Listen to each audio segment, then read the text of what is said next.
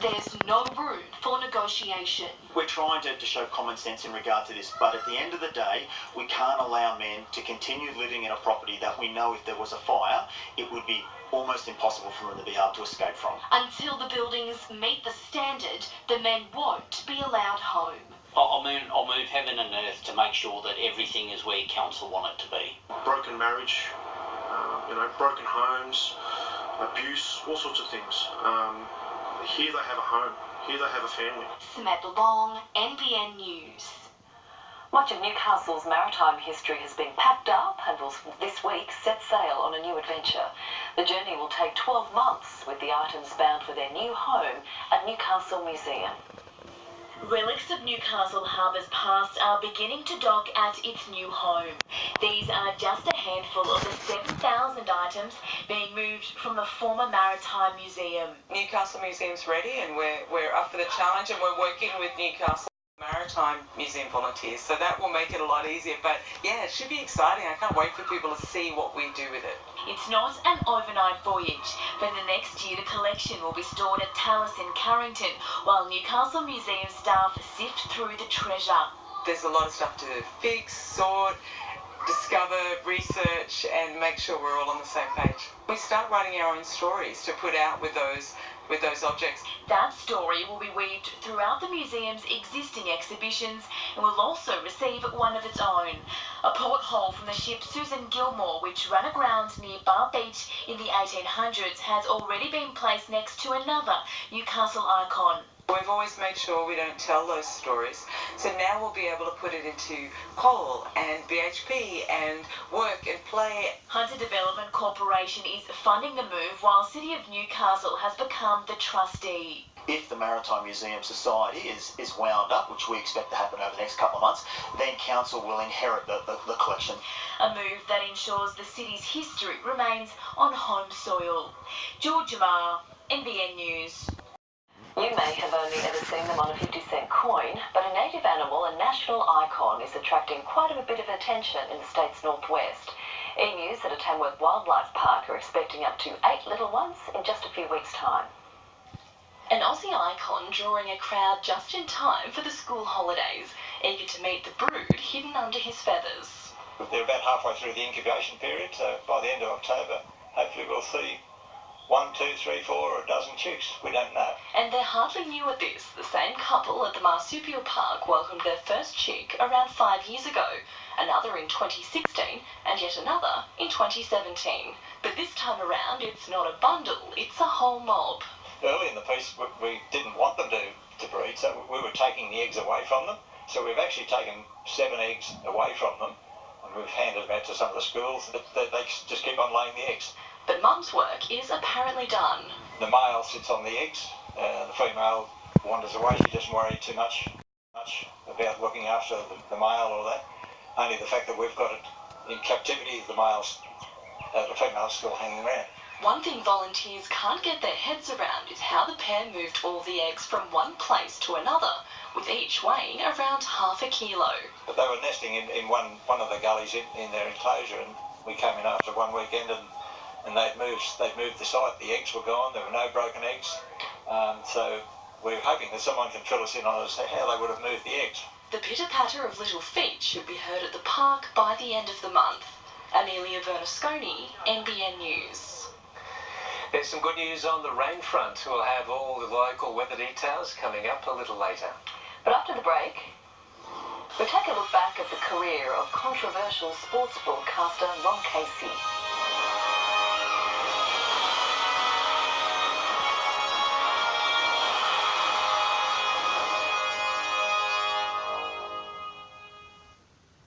How did someone who knows nothing about cars find an awesome mechanic for the best price?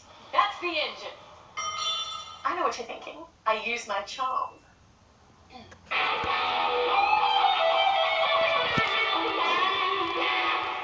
Nope. I use Auto Guru. Punch in your rego, choose the car service, looky, instant quotes. This guy has great reviews. Book. Who's the guru? You're the guru. Sometimes you get too much. I don't know where that came from. I caught it like I've got a fan.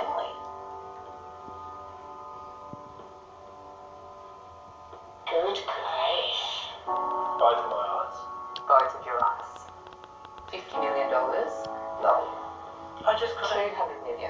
I couldn't. You can't really put a price on your site.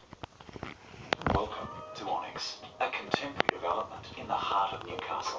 Open plan living, sweeping views, centrally located to shopping, cafes, restaurants, university, and a short walk from the harbour. Another quality construction by renowned builder Block, representing exceptional value. Visit onyxnewcastle.com.au. I get asked all the time about mine, and to anyone who surfs, they get it. It took 3 years of saving to buy my first car, so I really wanted to make it mine. My plates. My plates. Visit myplates.com.au. At Kmart Tyre and Auto Service, we provide genuine value. That's why we sell leading brands at low prices every day. And we'll beat any price, deals, specials or offers out there on the tyres we stock. That's our price beat promise. We deliver genuine value. Every day. Call and book today. Are you thinking al fresco and looking for something simple? Call HV Aluminium. Are you looking for something stylish? Call HV Aluminium. Call HV Aluminium. Or are looking for ideas to design something stunning? If you're thinking al fresco, call or visit HV Aluminium New Lambton. 1800 801 572. At NIB, we help over 1 million Aussies with health cover. How it should be. Like knowing what you're covered for. What's not covered?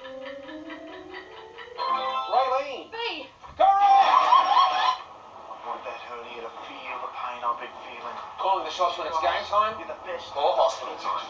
Simple, smart, value for money. That's NIB. Health cover, how it should be.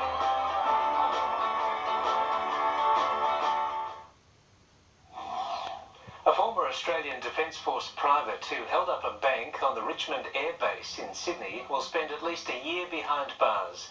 Today the court heard Sarah Royner was desperate at the time because of drug debts. There was no running into court today. Sarah Royner now behind bars.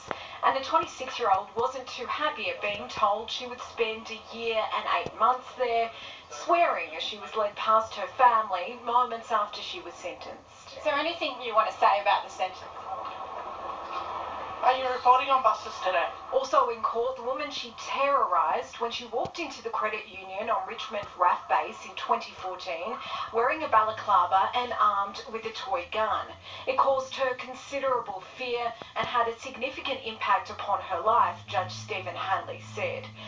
Disappointed at the $2,685 she walked away with, Royner texted her colleague turned partner in crime, Taylor Starl Smith, about a perfect idea, almost as easy as the last one, buying 2 knives at Parkley Markets to rob the Windsor RSL, a plan which they later abandoned. Ms Starl Smith later gave evidence against her former friend in return for a discounted, suspended sentence. Drug use and drug debts for what she did. She said that made her desperate. The court heard at the time, when she was still a member of the Australian Defence Force, she smoked ice every single day. But Judge Hanley accepted she was now clean, sorry, and not a threat to the community. Kelly Fedor, NBN News. Brash, controversial, argumentative, and a big softie. That's how broadcaster Ron Casey is being remembered today following his death aged 89. And many will never forget the man from Lismore's iron-fisted right-hand punch. Ron Casey was there in TV's black and white days. Ron Casey signing off from the Auckland Town Hall, where we've just seen a sensational one-round knockout victory to Tony Mundine. 1991, the midday show. Casey was the main event. You're a low rat, Ron. You really are a low rat. Entertainer Normie Rowan Casey shaped up in a row over Australia becoming a republic. The great shame is that people are going to reflect on that moment between him and me, and Ron's career was much more than that. TV did seem different back then. One day he was clashing with Kerry Ann. I could walk out, but you go, on your bike. Okay. The next, protest opposing Asian immigration with Yana. He was a much-loved broadcaster who couldn't pronounce his R's. That didn't bother Juan Casey. And if you're running a fair program, For years, Casey presented Nine Sport beside newsreader Brian Henderson. The difficulty is with Case, working out when he was for real and when he was not. But a lot of the other stuff was just for effect. In 1987, he was sacked by radio station 2KY for a racist comment. my point of view is more akin and more in line with the general public's point of view than what the government says. So often outrageous, but many of those who knew him saw another side. He was a softie at heart. I mean, he was a softie for a hard luck story. And I saw him do many, many kind things. Most memorable, unforgettable, whatever you like to call it. Case was a one-off special. Mark Burrows, NBN News. The lights have gone out on the Las Vegas Strip as the city remembers the deadliest shooting in modern US history.